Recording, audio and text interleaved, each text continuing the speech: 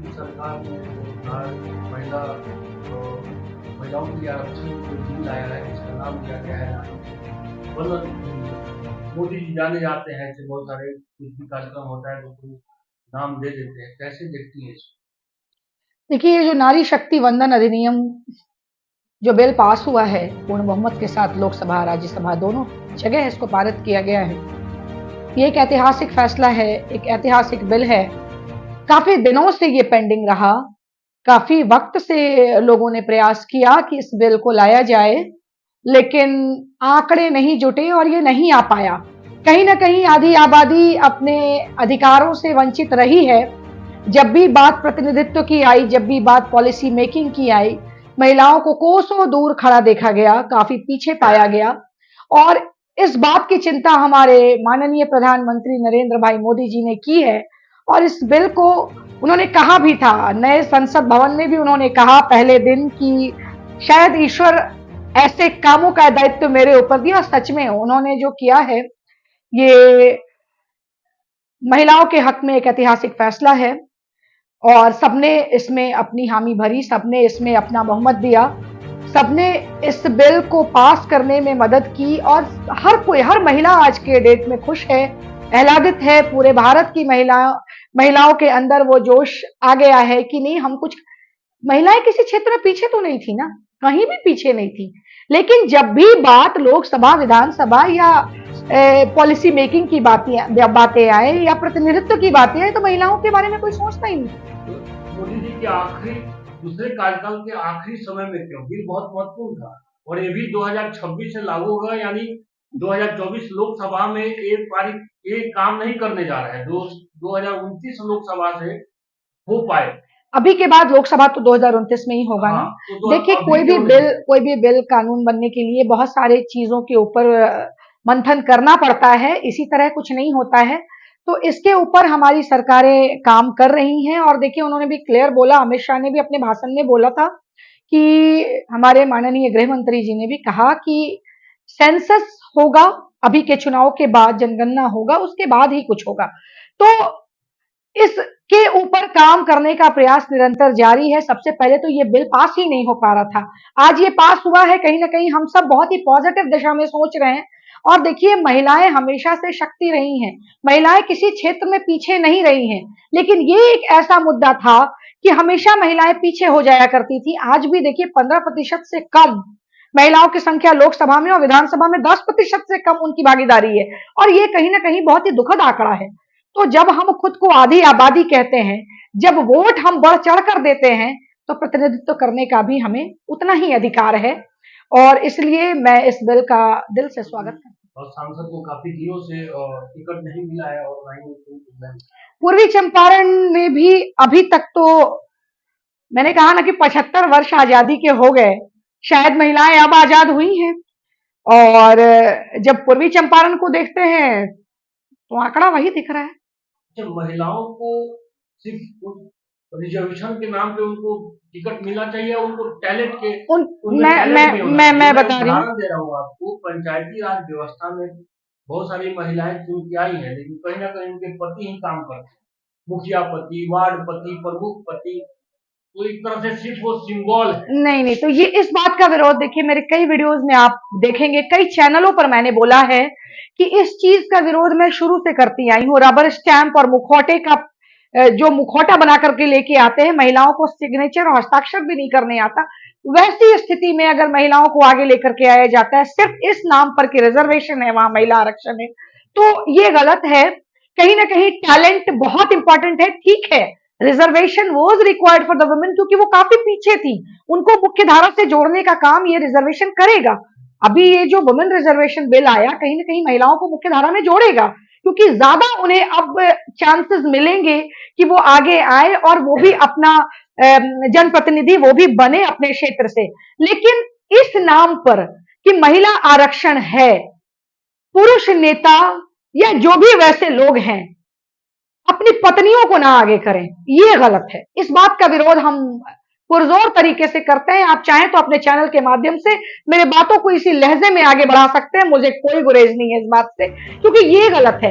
कहीं ना कहीं टैलेंट इज इक्वली रिक्वायर्ड, क्योंकि अगर आप एक जनप्रतिनिधि होते हैं तो उतनी बड़ी आबादी का आप प्रतिनिधित्व करते हैं, आप सदन में जाते हैं, आप वहां की समस्याओं को रखते हैं, उसके लिए आपको शिक्षित और जागरूक होना इंपॉर्टेंट है।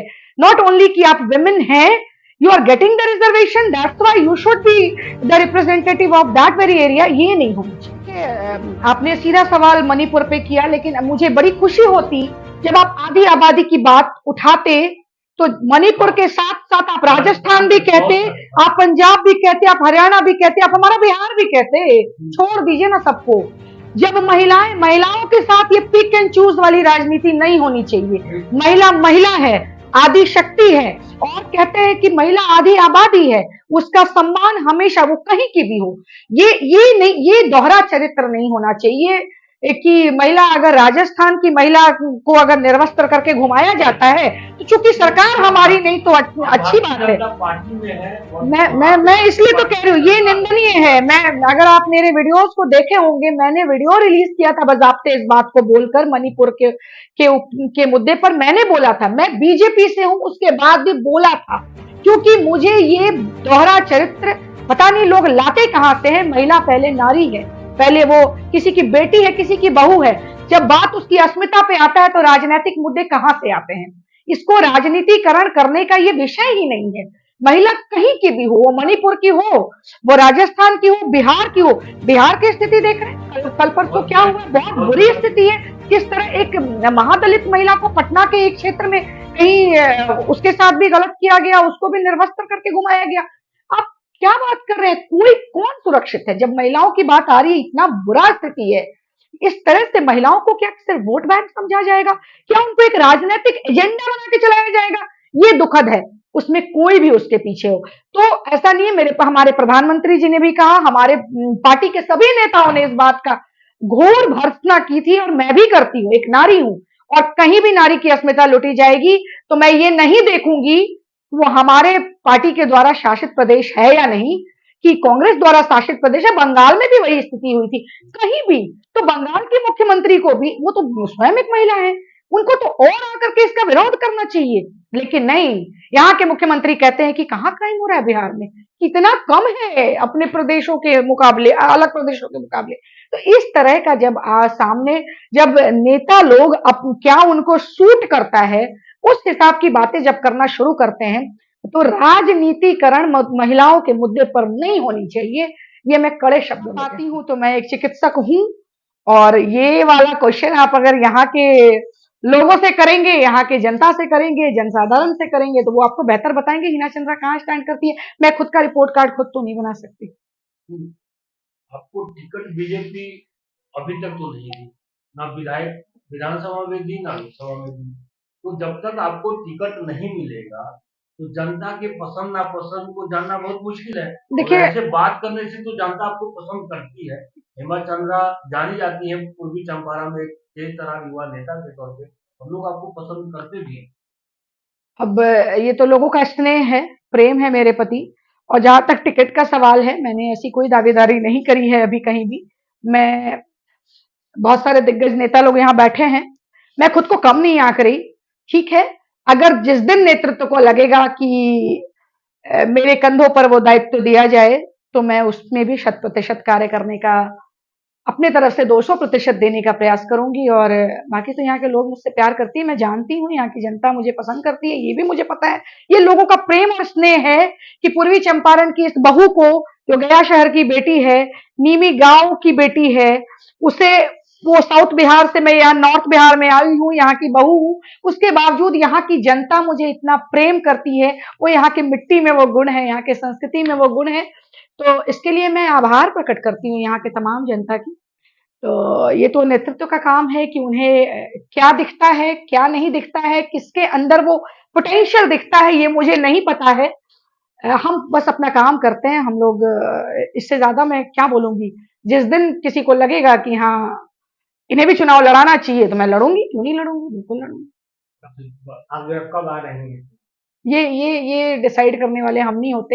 हमारे पार्टी का एक रूल है, एक तरीका है, एक डेकोरम है, और ये हम सब कभी कुछ कह भी नहीं सकते। अभी फिलहाल लोकसभा सामने है, हमारे माननीय सांसद महोदय हमारे सामने हैं, वो चुनाव लड़ेंगे तो हम सब उनका हाथ मजबूत करेंगे। टिकट जिसे दे पार्टी, जिसको भी कमल का वो सिंबल देकर पार्टी भेजेगी, हमें हमारे गढ़ में कमल खिलाना है।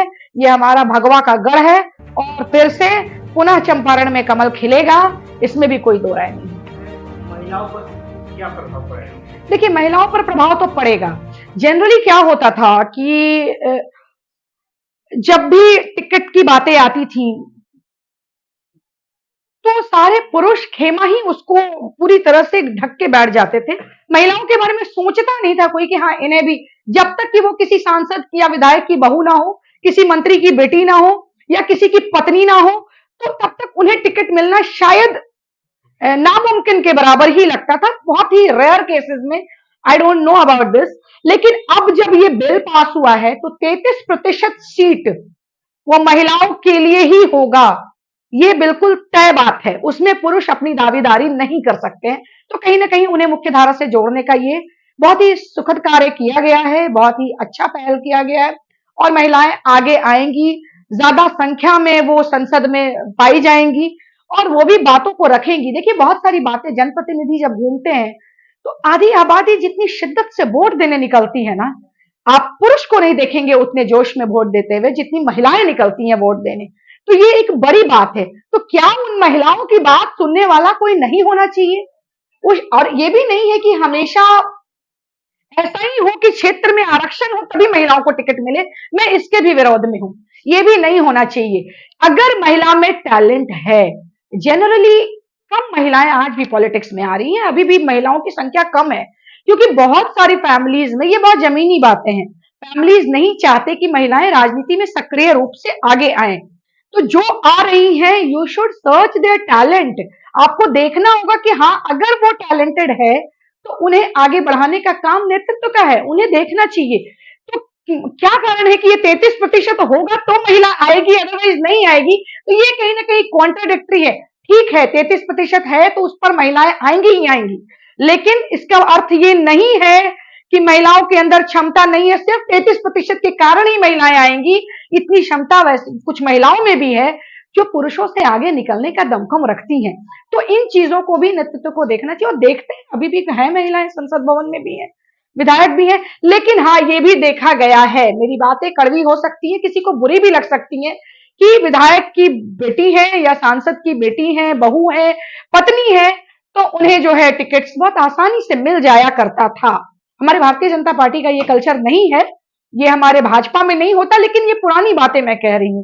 पर जब ये बिल आया है तो महिलाओं के अंदर वो उत्साह तो जरूर जागृत हुआ है कि अब मान लीजिए कि ये संसदीय क्षेत्र या ये विधानसभा क्षेत्र अगर महिला है तो बिल्कुल महिला ही आएगी, इसमें कोई दो राय ना। और पब्लिक अवेयर हो गई है, अब उन्हें भी दिखता है कि कैंडिडेट कैसा है। किसी की सरकार हो और सभी आते हैं और एसटी और ओबीसी पर सभी बातें करते हैं कि आरक्षण मिलना चाहिए, ओबीसी को नहीं मिला, एसटी को नहीं मिला, लेकिन जनरल की बातें कहीं नहीं होती। क्या ओबीसी, एसटी, महिलाएं और पुरुष होते हैं क्या जनरल में गरीब रेखा के नीचे आने वाले जो है? हमारे भारतीय जनता पार्टी की सरकार ने, जब से भाजपा की सरकार आई, इकोनॉमिकली वीकर सेक्शन जो सवर्ण भी हैं उन लोगों को भी आरक्षण देने का काम किया गया, क्योंकि ऐसा नहीं है 10% का आरक्षण उन्हें भी दिया गया ईडब्ल्यूएस कैटेगरी के थ्रू।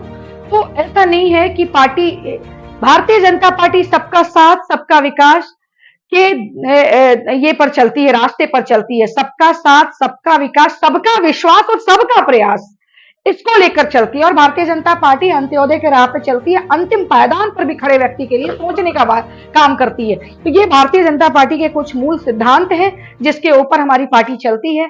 तो जहां तक आप सवर्णों की बात कर रहे हैं, ठीक है, उसमें भी गरीब है, इकोनॉमिकली वीकर सेक्शन है, उसके लिए भी अगर किसी पार्टी ने सोचने का काम किया है तो हमारी भाजपा ने किया है।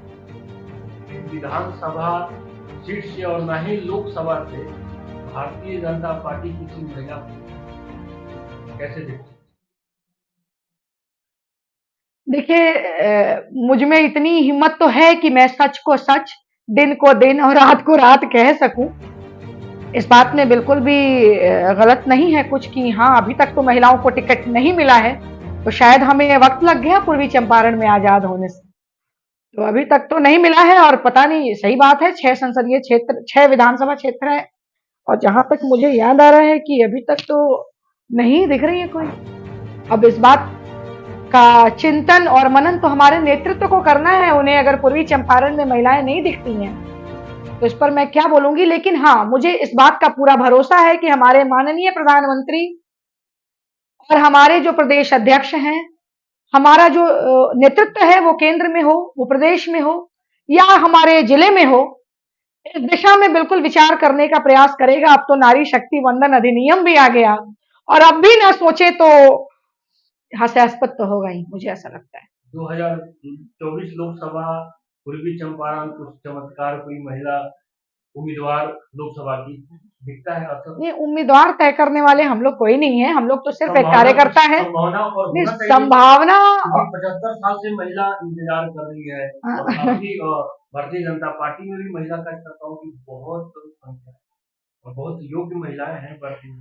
देखिए, महिलाओं को सम्मान मिलना चाहिए, वो क्षेत्र कोई भी हो, वो पूर्वी चंपारण हो या कोई भी क्षेत्र हो।